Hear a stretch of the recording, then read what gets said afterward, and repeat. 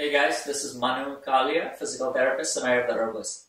So I'm going to show you a hip flexor stretch, especially for those of you who have knee pain or are not able to get down on the floor in half kneeling, or just can't put any weight on that knee to get a hip flexor stretch, or if standing is difficult to do a stretch. So this is another alternative position that you can use to stretch out the hip flexors. Just kind of open up the front of the hip.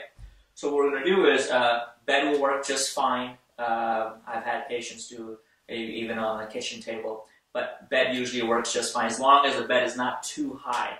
So what you want to do is you want to think about, so if I'm stretching, I'm going to be stretching out my left hip flexor. So this is my right side. It's the side that's on the mat is the one we're stretching.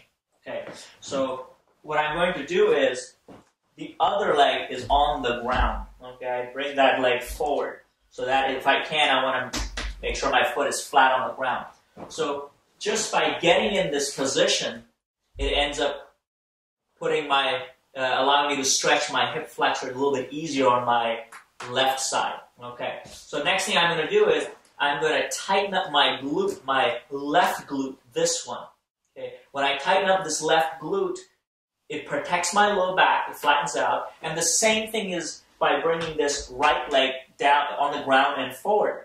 What I'm doing is I'm changing the alignment on my pelvis. I'm locking it out a little bit through here, and that allows me to protect my low back. Okay, we want to get the stretch from the front of the hip.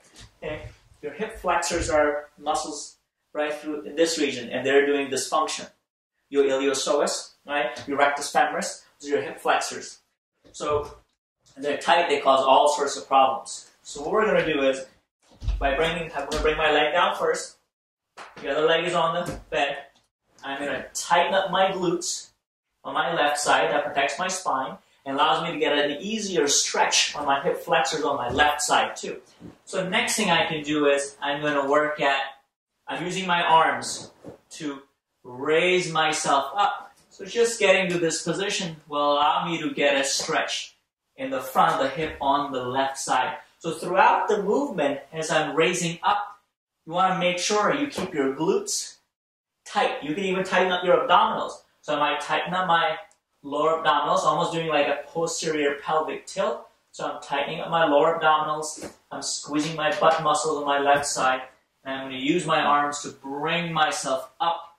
As I raise up, I'm targeting the front of that hip to stretch out that front of that hip. And I can go higher up. As long as you're comfortable, you're not hinging at your low back, or you're not feeling discomfort in your low back, and I keep my butt tight, I can raise up and I can get a good stretch in the front of the hip. Okay? But the whole time, I want you to make sure you maintain tight abdominals as well as tight glutes on your left side.